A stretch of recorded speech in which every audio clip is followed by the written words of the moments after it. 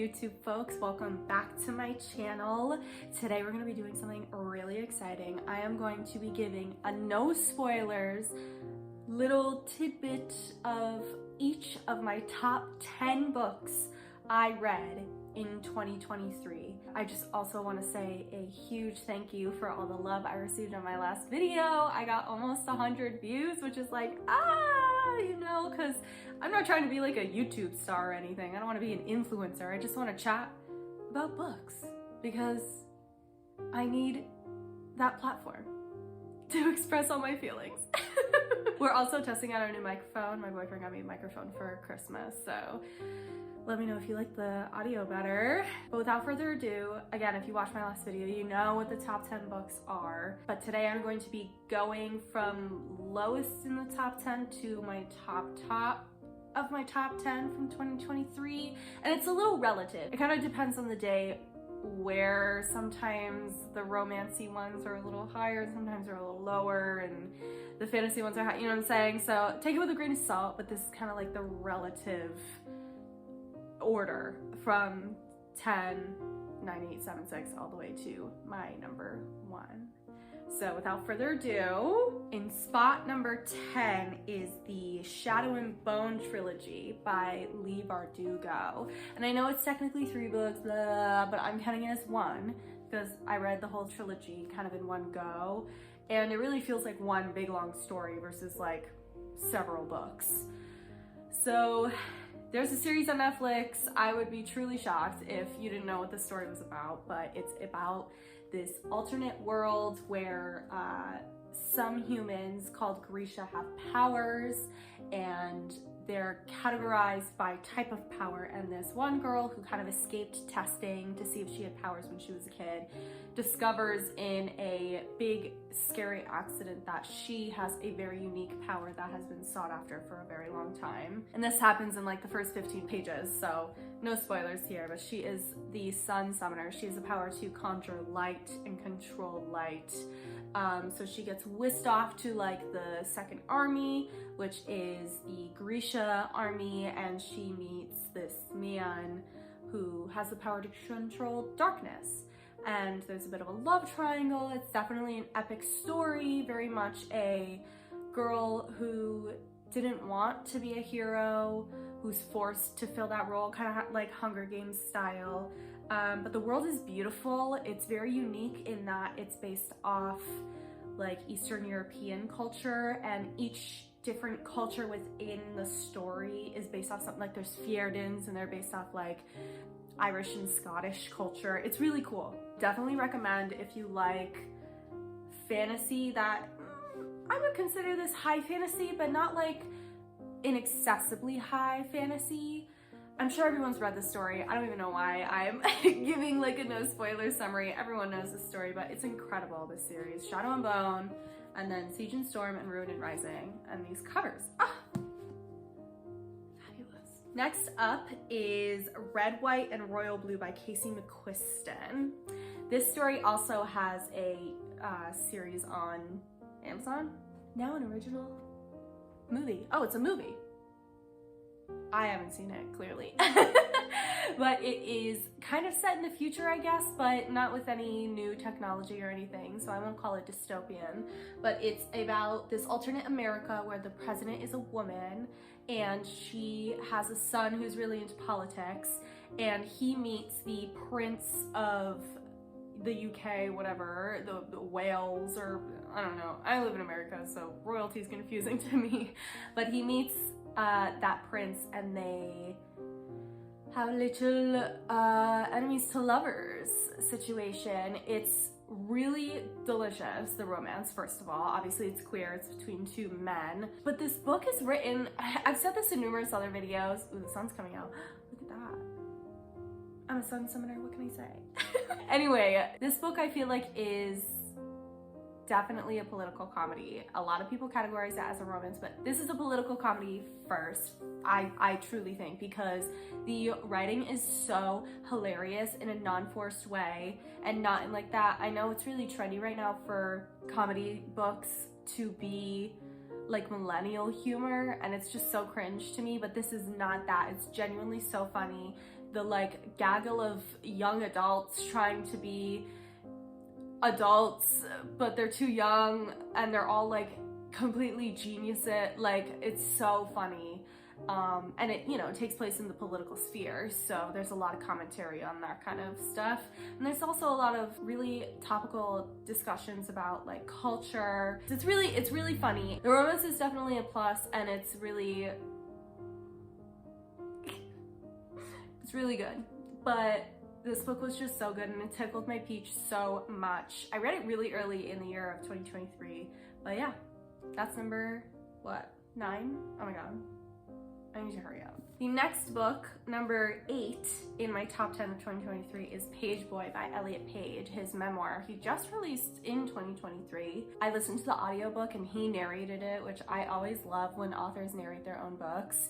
It's really special to me, and this is the only nonfiction in my top 10, which is kind of surprising because I do read a good bit of nonfiction, but I guess last year was just not. It was really a fantasy year for me. I don't know. I was really catching up on all the fantasy trends, so I missed out on a lot of nonfiction, but this was definitely my favorite nonfiction of 2023. It's just Elliot Page's life story, basically, starting from when he starts as an actor at like 14 or something, 13. He was definitely a child actor, and it's written very narratively, like very much a story, but it's non-chronological, so you kind of see certain things unfold and certain things impact other things directly because of the non-linear explanation of kind of his experiences as an actor. It's mostly about his life as an actor and the things he went through as an actor. And then obviously his experience transitioning and kind of the reaction from the media and the reaction from his coworkers and his bosses and that kind of stuff. So really beautiful books, pretty short. He's got a crazy life story. like really, the things that, I don't know, the things that famous people go through, or even just like C-list actors go through, is just like, I don't know. That industry really expects you to sell your soul. Poor Elliot Page. But, you know, obviously he's doing really well now. Yeah, Page Boy. The next book on this list, and it was in several of my previous videos, I think about this book a lot, is A Study in Drowning by Ava Reed. I think this also just came out in 2023, or maybe it came out in 2022, I don't remember, but this book is excellent. It kind of takes place in alternate universe in the past though, like there's no phones, but there's cars. But it's about this girl who really wants to go to school for literature, but she is not allowed, there's no girls allowed to study literature at the school she wants to go to. So she goes to that school for architecture. And she has some trauma that she's trying to work through that is written very well. It's not like tropey. Ava Reed didn't use this main character's trauma as like a personality trait or a way to make her more interesting or the bad guy more scary or anything like that. It's truly just like the experience of being a woman in like the collegiate world, and it affected her in a really traumatic way in some circumstances. But regardless, she takes on this like internship or whatever to fix the architecture of one of her favorite authors. So she kind of has that, you know, her interest in literature she gets to really explore while also still obeying the rules of the college and staying in the architecture field. And she goes to that building, and it's like this rickety old mansion. It's very, very gothic story, very like Frankenstein and Dracula-esque. But this rickety old mansion is like on the corner of this cliff in this town that had this huge flood that they called the Drowning a few years ago, or I guess a couple decades ago. And when she gets there, she meets the son of the author, because the author recently passed that she admires, who owned that mansion. She meets the son, and he's a little strange. And there's also another intern living there who's like collecting the author's works that weren't published and is like sifting through them. And they have a little romance, and it's cute because it's like for once the male love interest isn't like this hyper masculine, tall, abbed up dude. Like he's just like this skinny, nerdy boy who is incredibly logistical in the way he thinks, and I don't know, the characters are just written so consistently, and I really like Ava Reed's ability to write interesting characters that aren't like every other character, especially in fantasy. She did this in her other book, Juniper and Thorn, as well, but I didn't like that book as much as this one, because also the main girl, even though she ends up kind of being the hero of the situation, she's not tough. She's not like, I wouldn't even describe her as strong. She's just circumstantially in this position to be the hero, quote unquote, or whatever, to be the main character, but she is a very like gentle human. She's a very emotional woman, and I just really appreciate that Ava Reed was able to write a story about several characters. I would say all the characters really in this story are very unique compared to a lot of like the really like one-dimensional main characters in these fantasy hero stories, and it's also a standalone, which like if you can write a fantasy story, even if it's not a ton of there really isn't much in this. It's much more of like a gothic tale, I would say, kind of like Frankenstein, like I was saying earlier, that just happens to have like that sort of fantastical element. Sometimes those main women are just like so boring, and their only personality trait is that they have this strong like justice conviction and they want to save the world, and it's like, okay, but like what's your favorite color? Like, you know what I'm saying? Like, you can't just be good at drawing. Looking at you, Feyre. Just kidding, just kidding. I love ACOTAR. Don't tell anyone. But I really appreciated the story. Very atmospheric without being like shoved down your throat, gothic style, aesthetic seeking. Yeah, and the ending, I was pretty gagged. It was a little fast. I wish it had taken its time a little more, but the like very last page, I was pretty gagged. The next book on this list, and I'm a literary traitor because I saw the movie first and then I read the book, but the next book is The Ballad of Songbirds and Snakes by Suzanne Collins. And I know this book blew up. Hunger Games is blowing up in the booktube community right now because of the movie coming out and everyone who loved Hunger Games rereading the stories. And I actually just read the Hunger Games series for the first time like 2 years ago. So I was not a Hunger Games girly when I was a kid. I was like, fantasy only. If there's no angels, I'm not reading it. You know, like I was one of those tweens, but this book is so good. So I'm gonna kind of explain a little bit of the plot. Obviously no spoilers, but I'm gonna explain it as though you already know the story of Hunger Games, because I'm not gonna explain all those books too. But this is about Coriolanus Snow, the president and the big villain in the Hunger Games series, his life kind of as like a child up to until like his college days. It's the 10th annual Hunger Games. So the kid's in high school, he's a senior in high school, and he is super poor because his family, even though they used to like run the capital, like the Snows like ran the capital for a long time, they became very poor after the big civil war against districts, and he really needs a scholarship for college. So he finds out that there's a chance to win this huge prize if you mentor one of the volunteers for the Hunger Games and they win. Or it's like if they put on the best show. It's very unclear who gets this. It's called the Plinth Prize. And so obviously he works really hard to get his person to win the Hunger Games. And the Hunger Games is very early on in its like existence. So it always takes place in the same facility, building thing. It's like a big arena with no places to hide. And he, while having his mentee fight in the Hunger Games, who is a girl named Lucy Gray, who isn't technically district, even though she's from District 12. Oh, the train is going by. With this fancy mic, I'm like scared of all the street sounds now. Whatever, you're gonna have to listen to the train.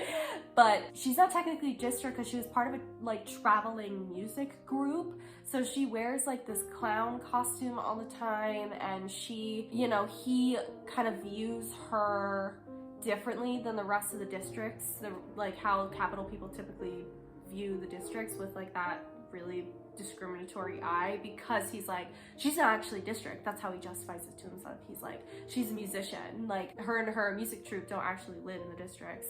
They were just forced there because of some peacekeepers that rounded them up. regardless, so he tries really hard to get her, Lucy Gray, to win the Hunger Games, and it's just so interesting because, again, kind of like A Study in Drowning, Coriolanus Snow is written very differently than main characters are typically written. He's very, like, steals other people's ideas. He kind of just does what he's told to look best in front of cameras. Like, even if his instinct is not to be a good person, he'll do the good person thing because somebody expects it of him. He steals people's ideas all the time and is credited with a lot of things just because he's a Snow. He expects the world of the world because he's a Snow, and he gets away with a lot of stuff because he's very handsome. He definitely rides on his good looks and his charm. All the girls in his school are like, oh my god, Coriolanus, he's so cute, even though he's batshit crazy. Obviously, right? Like, it doesn't excuse his bad behavior when he's the president, because it is clear from day one that he was fed this story that he deserves everything, and the fact that he doesn't have everything is everyone else's fault, and he has to do everything to get what he wants. He has to be good in front of the cameras. He has to win that prize. He has to be top of the class and marry the prettiest girl in his school. He has to get his volunteer to win the Hunger. You know what I'm saying? Like, he is determined to rise back to the top. And the movie does this book justice, so if you really don't want to read this, it's pretty long, this long book, you can go see the movie. I think it did well. There were a couple things they took out and a couple moments where I was like, you're kind of painting him in a better light than he actually deserves, but it's a lot of things you can let slide, I think, in my opinion. But this book is really good, and it's definitely, I almost read it as an, like, writing exploration of how to create a villain without making the audience feel bad. Because I didn't feel bad for him at any point. Oh my god, you're poor. You and everyone else, you know? So this Ballad of Songbirds and Snakes, really, really, really, really, really good.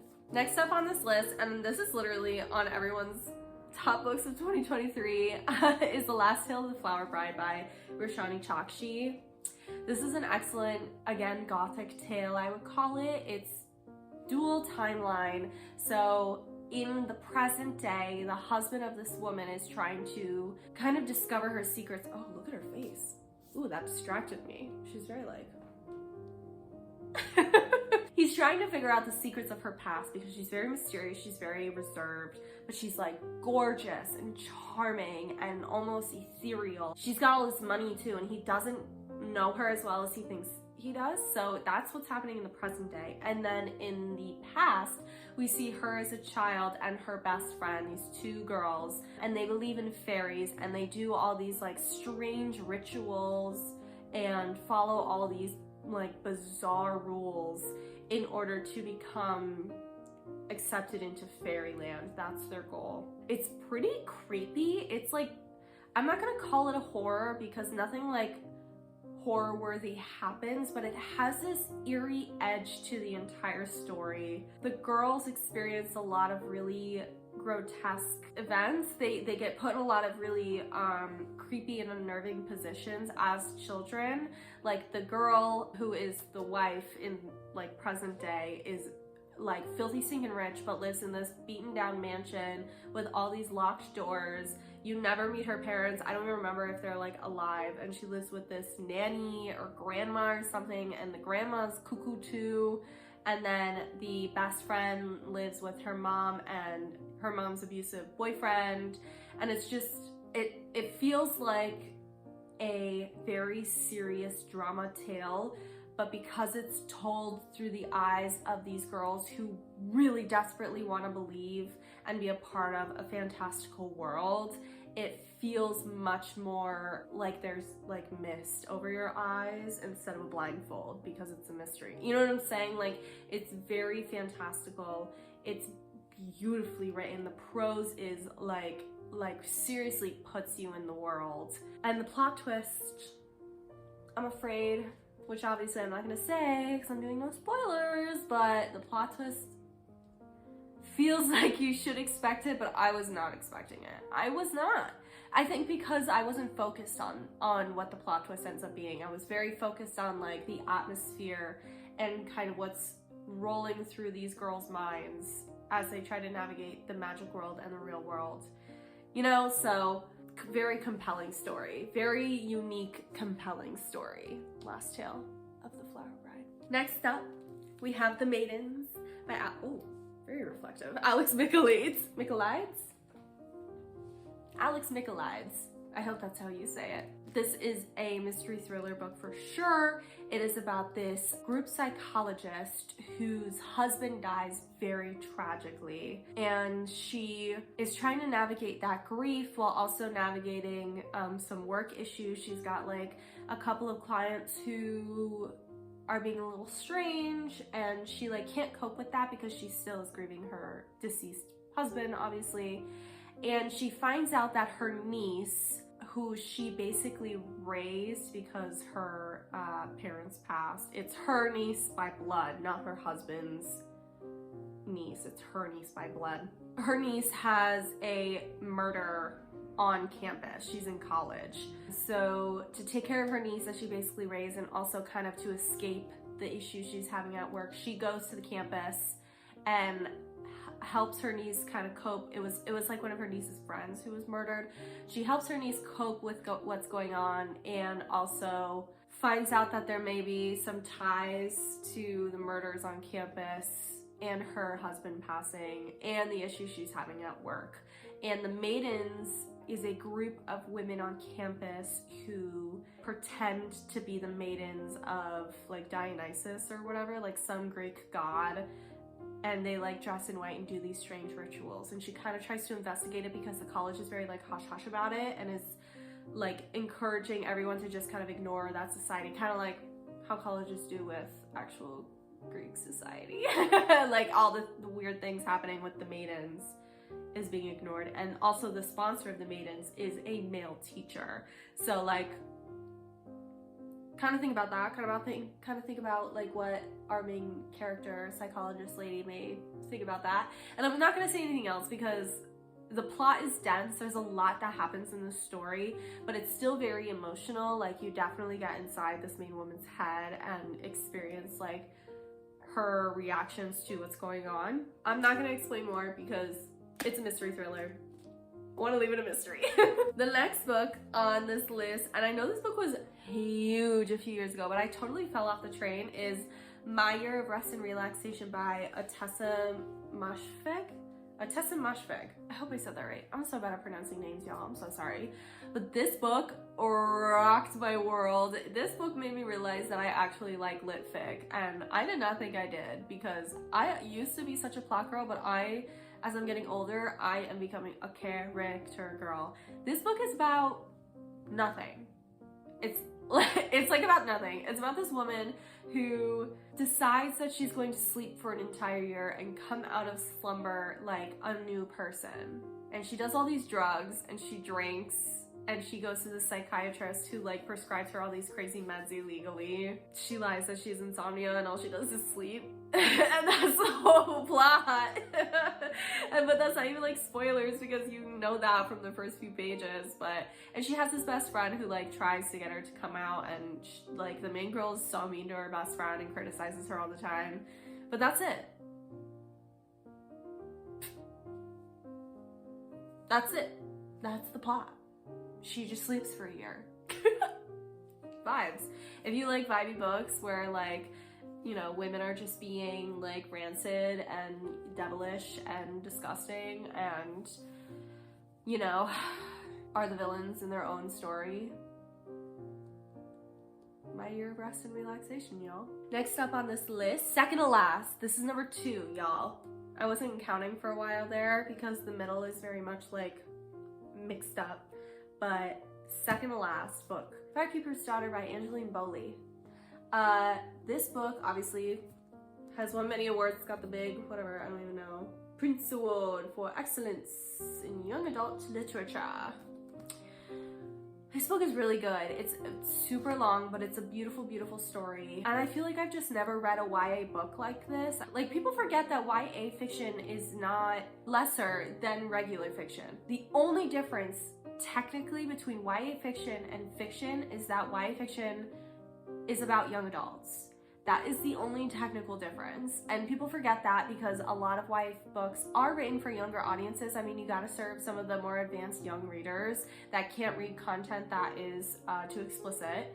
But you know, they can't read the kids' books anymore because they're higher end readers. So obviously there are a lot of YA books that are written a little bit at a lower grade, but this book I feel like is not. This book is written for high schoolers who love reading, and I really appreciated the very mature writing style while still having a perspective that was young adult, so that it was accessible to young adult readers and to serve the main character who is in high school. So this is about, gosh, do I even remember? I read this so long ago. I read it like in March or something of 2023, but it was like instantly one of my favorite books of the year. But this is about a girl who lives on a reservation in like Michigan or something, and it's just kind of like a coming of age story, her experiencing treatment from other people on the reservation, treatment from people outside of her reservation, kind of adapting to her Native American culture in a very modern light. And she also loves sports. I think she plays hockey, so there's a big plot line about that.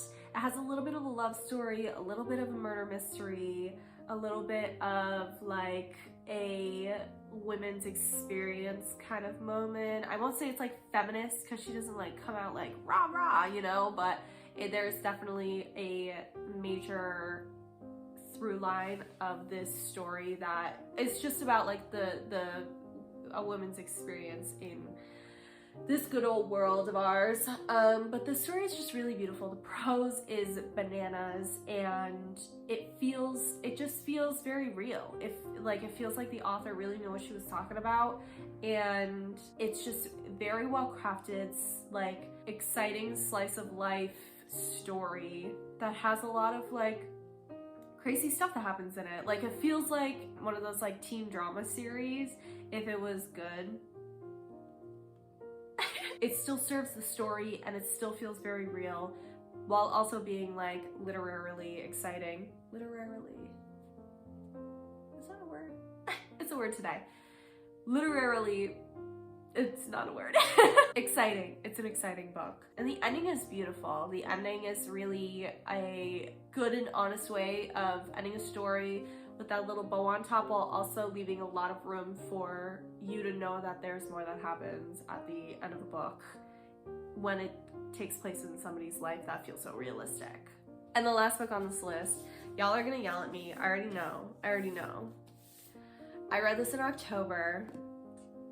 I think literally the day of Halloween, we had like no trick-or-treaters and I was so sad, so I picked up this book to make myself feel better because it had been sitting on my bookshelf for so long.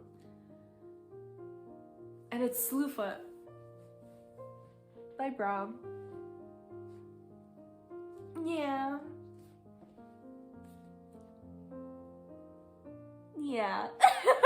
I ate this book up in one evening, and it's not that short, y'all. I mean, these pages are ginormous because it's got art on it, but it's like a 300-page book. And I read it in one evening, and it was perfect. It was exactly what I needed in that moment. It was the perfect story, the perfect, like, people. Oh my god, it's so good. And again, it's about disgusting, feral, foul women who do disgusting, feral, foul things. So basically, it's kind of like Salem Witch-esque. It's about this woman who lives in Puritan times.